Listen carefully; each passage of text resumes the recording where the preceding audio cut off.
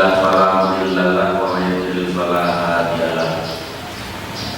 أشهد أن لا إله إلا الله وحده لا شريك له وأشهد أن محمدا عبده ورسوله لا نبي بعده. اللهم صل وسلم على محمد صلى الله عليه وسلم وعلى آله وأزواجه وذريته ومن تبعهم إلى يوم القيامة. قال الله تعالى في كتابه الكريم: أعوذ بالله من الشيطان الرجيم. يا أيها الذين آمنوا اتقوا الله حق تقاته ولا تموتن إلا وأنتم مسلمون. يا أيها الناس اتقوا ربكم الذي خلقكم من نفس واحدة وخلق منها زوجها وبث منهما رجالا كثيرا ونساء واتقوا الله الذي تساءلون به والأرحام إن الله كان عليكم رقيبا. يا أيها الذين آمنوا اتقوا الله وقولوا قولا سديدا يصلح لكم أعمالكم ويغفر لكم ذنوبكم ومن يطع الله ورسوله فقد فاز فوزا عظيما.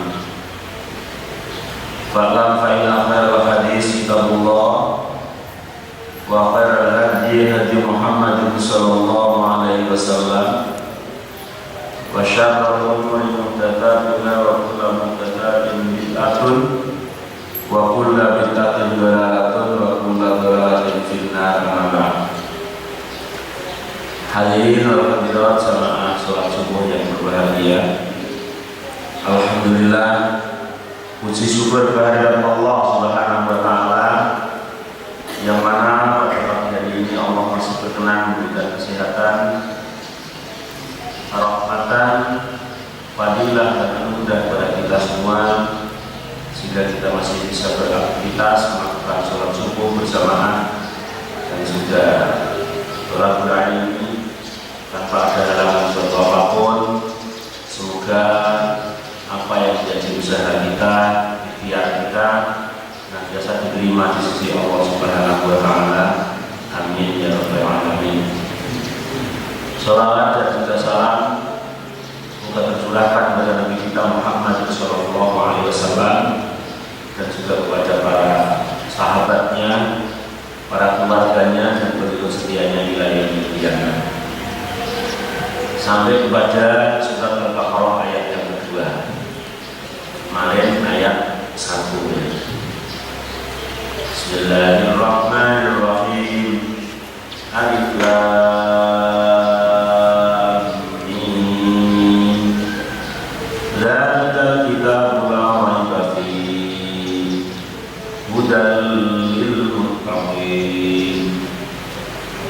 Dzalikal kitabu, inilah kitab Al-Quran, la raiba, yang tidak ada keraguan sama sekali, fihi, di dalam Alkitab, di dalam Al-Quran itu sendiri, hudan, dalam keadaan menjadi petunjuk, lil muttaqina, bagi orang-orang yang bertakwa. Kitab Al-Quran ini adalah kitab yang di dalamnya tidak ada keraguan, dan kitab Al-Quran ini menjadi petunjuk bagi orang-orang yang bertakwa, lil muttaqin, bagi orang yang bertakwa. Dan kipas yang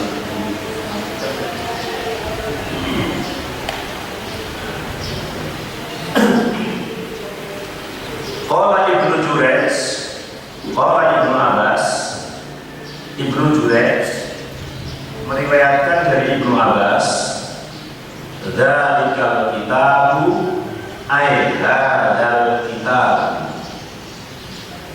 Dzalikal kitabu, yang dimaksud adalah hadzal kitab. Memang dalam fan bahasa Arab itu isim isyarat itu ada yang menunjukkan qaid, ada yang menunjukkan mutawasid, ada yang menunjukkan gaib, ada hada, ada taka, ada hada, ada daka, ada dalika. Hada itu ini, kalau daka itu tapi sedengan, dan dalika itu tapi jauh.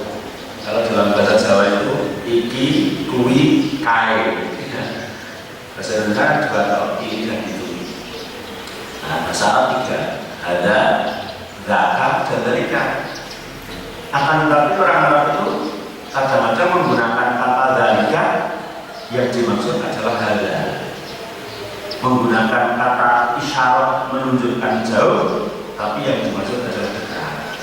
Maka dalika kitabu ay hadzal kitab. Bukan itu adalah kitab, tapi ini adalah kitab. Dzalika bermakna hada. Itulah yang dikatakan oleh Imam Ibnu Abbas. Wa qala Mujahid wa Ikrimah wa Sa'id bin Jubair wa As-Saddi min Ibn Hibban wa Zaid bin Aslam wa Ibnu Jurayj anna dzalika bimakna hada. Sesungguhnya lafal dzalika adalah bermakna hada. Jadi dzalika bukan bermakna itu, tapi dzalika adalah bermakna ini.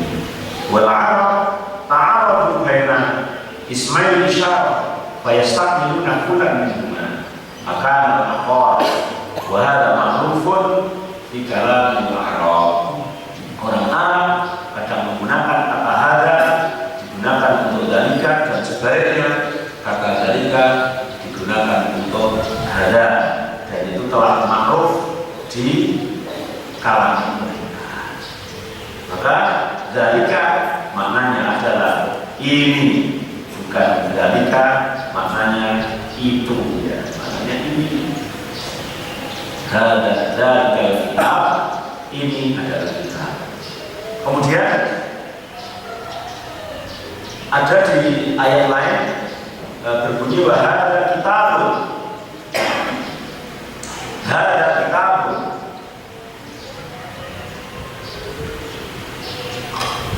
Dzalika kitabun.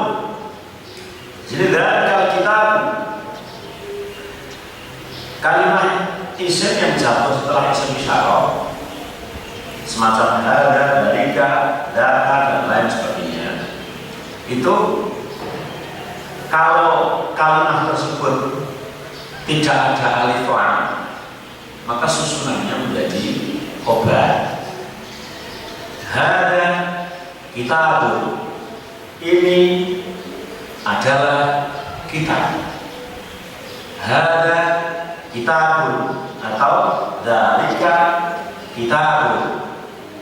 Hada kitabun anzalna, ini adalah kitab yang aku telah menurunkan. Akan tetapi kalau setelah isim isyarat itu ada alnya, hada kitabun atau dzalika kitabun, maka kalimat yang satu setelah isim isyarat itu disebut musyar ilaih, kalimat yang diisyarai, maka tetap membutuhkan khobar sesudahnya. Maka lafal dzalika kitabu khobarnya adalah la raiba fi. Dzalika kitabu, kitab ini adalah la raiba fi, tidak ada keraguan di dalamnya. Beda dengan dzalika kitabun, itu adalah kitabun kitab. Lafal kitab menjadi khobarnya lafal dzalika. Tapi kalau Alkitab pakai alif lam, lafal Alkitab menjadi musyar ilaihnya lafal dzalika.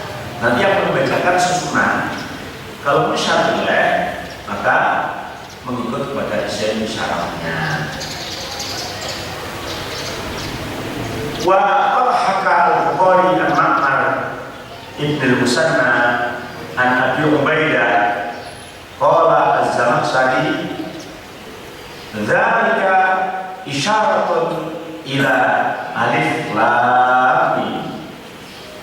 Kalau menurut Imam Az-Zamakhsyari yang sudah diriwayatkan oleh Imam Al-Bukhari, dari Alkitab ini Alkitab tidak berlaku sebagai musyakilah sebagaimana yang tadi saya jelaskan.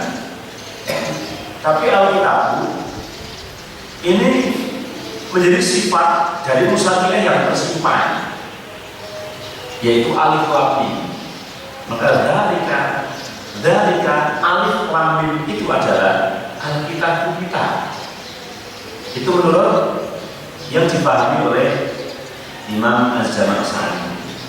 Karena merujuk pada firman Allah yang lain seperti kata la faridun wala bikr awan baina dzalik, la faridun wala bikr, sapi yang tidak tua dan tidak muda, awan baina dzalik, pertengahan di antara yang demikian itu. Maka kata dzalika adalah kembali pada faridun wala bikr, sehingga kata dzalika harus dikembalikan pada kata sebelumnya.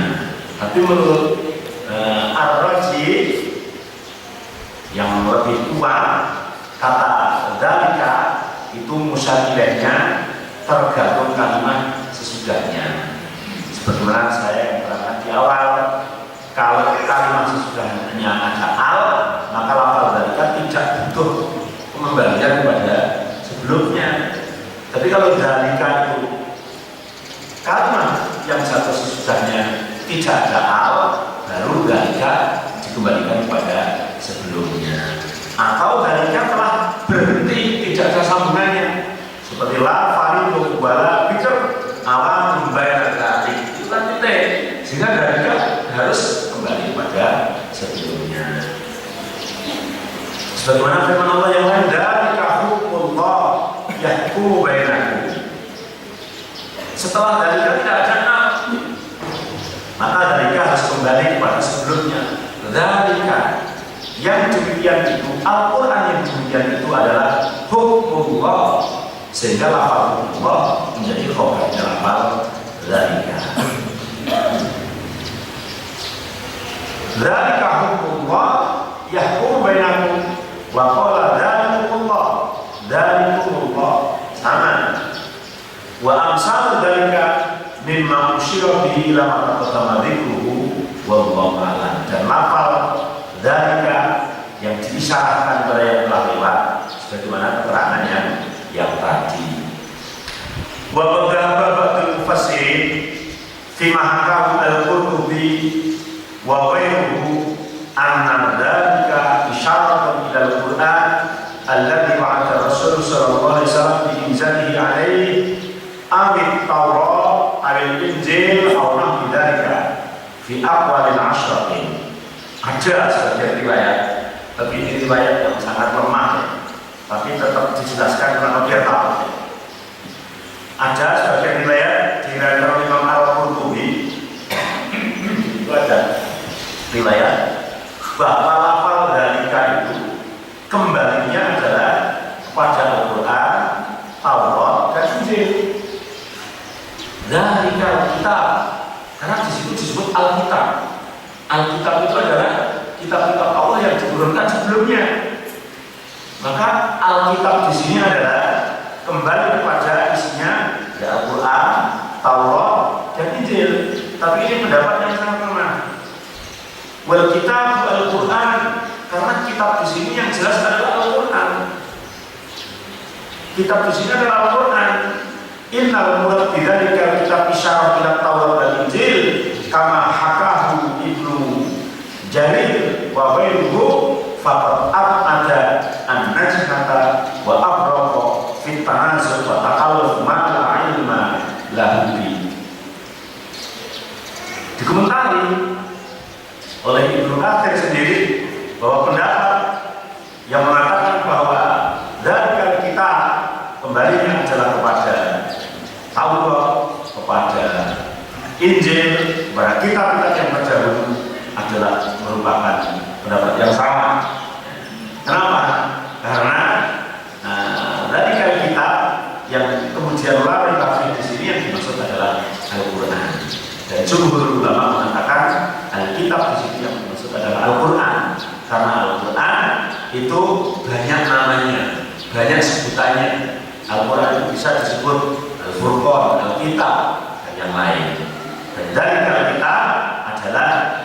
dimaksud Al-Quran, bukan kitab yang lain. La raiba fi dzalika kitab, ini kitab adalah la raiba, tidak ada keraguan sedikit pun fihi di dalam kitab ini, di dalam Al-Quran ini. War-raib, arti raib adalah asyak, yang dimaksud raib adalah keraguan, sehingga la raiba tidak ada keraguan sama sekali. Qala As-Sabi an Abi Malik an Abi Shalih an Ibni Abbas an Murrah al-Hamdani an Ibni Mas'ud wa an Nasir bin ashabi Rasulullah sallallahu alaihi wasallam, dari Abi Malik, dari Abi Shalih, dari Ibni Abbas, dari Murrah al-Hamdani, dari Ibnu Mas'ud, dan dari sebagian golongan orang-orang dari sahabat Nabi Muhammad sallallahu alaihi wasallam mengatakan bahwa la raiba fi ay la syakka fi. La raiba fi ay la syakka fi. Tidak ada keraguan di dalam Al-Quran. Tidak ada sedikit pun keraguan di dalam Al-Quran. La syakka fi, la raiba fi ay la raiba mawjudun fil Al-Quran. Karena la raiba adalah la jenis, la jenis tansibun nakirah bi ghairi ta'wil wa khabaruhu mahdhuf taqdiruhu mawjudun. La adalah la jenis yang menasabkan isim nakirah tanpa ta'wil dan khabarnya dihilangkan apabila diperlihatkan adalah mawjud. La raiba, tidak ada keraguan, mawjud, tidak ada keraguan, itu ada di dalam Al-Quran itu, artinya sama sekali tidak ada keraguan. Wa qala Abu Darda wa Ibnu Abbas wa Mujahid wa Sa'id bin Jubair wa Abu Malik wa Nafi' maula Ibnu Umar wa Abu Aliyah wa Rubai bin Anas wa Ibnu Hibban wa Asad bin Qatadah wa Ismail bin Abi Khalid qala Ibnu Abi Hatim la a'lama fi hadhihi khilafan. Dari beberapa riwayat ini, bahkan yang terakhir dari Ibnu Abi Hatim yang diriwayatkan dari Mujahid mengatakan la a'lama fi hadhihi khilafan. Aku tidak mengetahui tentang makna raib ini terjadi perkhilafan pendapat, perbedaan pendapat. Tapi lafal raib bermakna syad adalah merupakan ijma'ul ulama. Jadi lafal raib bermakna keraguan, berarti la raiba tidak ada keraguan adalah merupakan ijma'ul ulama, karena tidak ada satupun yang berbeda pendapat dalam hal ini. Kemudian bahwa al-kalam guna anna hadzal kitab huwa al-Qur'an la syakka fihi annahu nazala min 'indillah. Maka bermakna secara global dari kalau kita la raiba fihi, inilah kita tidak ada keraguan sedikit pun di dalamnya. Yang dimaksud adalah hadzal kitab huwa al-Qur'an. Kitab ini adalah kitab Al-Quran. Hadzal kitab huwa al-Quran. Kitab ini namanya adalah Al-Quran. La syakka fih, yang di dalamnya tidak ada keraguan sedikit pun.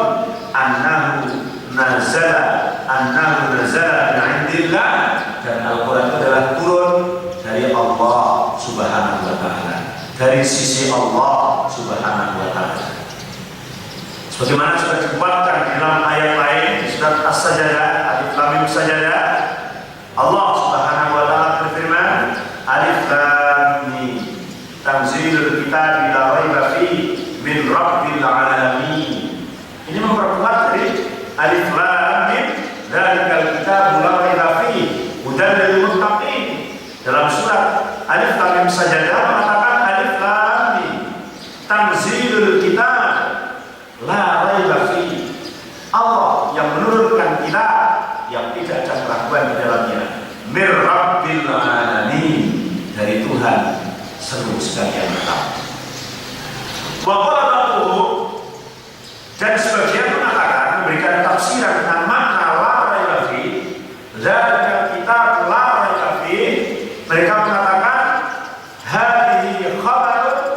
wa maknahu an-nahy.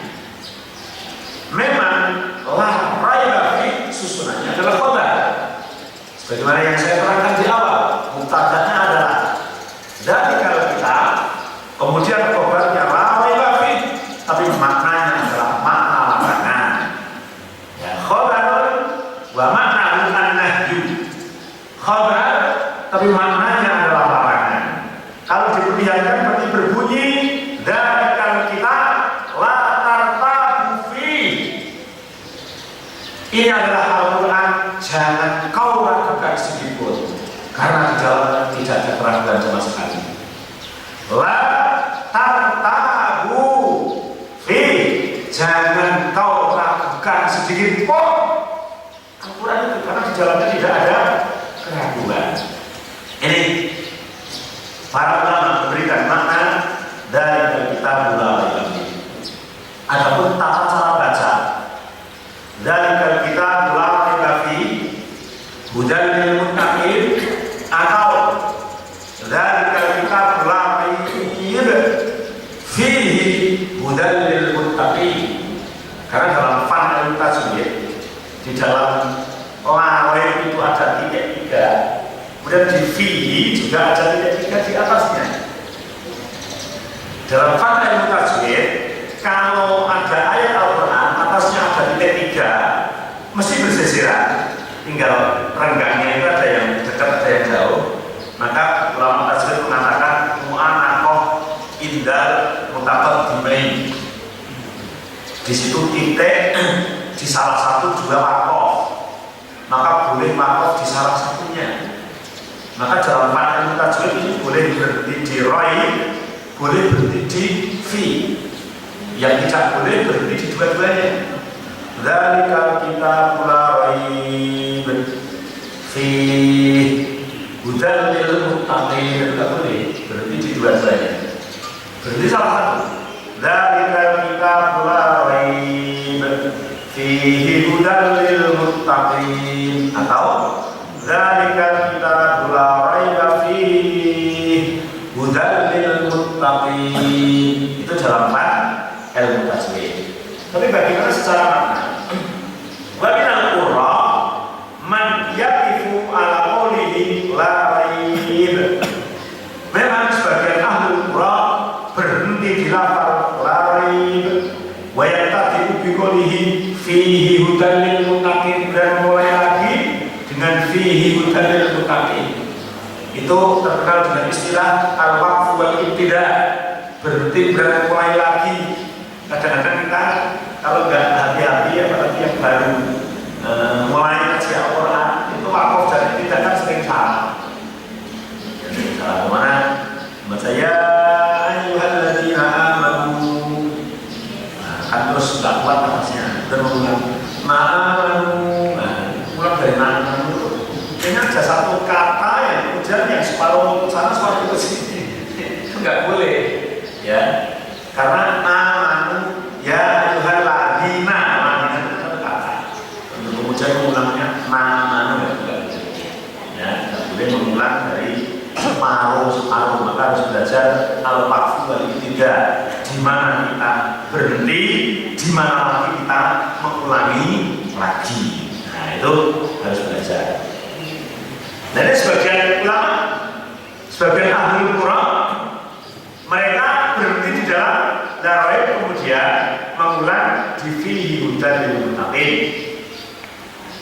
Kemudian wal waqfu ala qawlihi la raiba fi, sebagian ada yang berhenti di fi, ya, fi, kemudian baru mengulang hudan lil muttaqin. Terus awalil ayat allati dzakarnaha walimanahu yasiru qawlu ta'ala sifat bil Quran. Sekarang mana yang lebih utama antara berhenti di fi dan berhenti di rai? Kalau berhenti di la raiba fi, berhentinya di fi, maka lafal hudan lil muttaqin adalah menjadi sifat lil Quran, sifat lil Quran. Badalika ablagu min qawlihi fihi hudan. Maka berhenti di dalam dalam fi'il, kemudian memulai dengan hudan bil mutakin, maka lebih ablau. Di situ lebih mengena, karena nanti Al-Quran itu susunannya apa, hudan itu menjadi sifatnya Al-Quran. Jadi gini jadinya.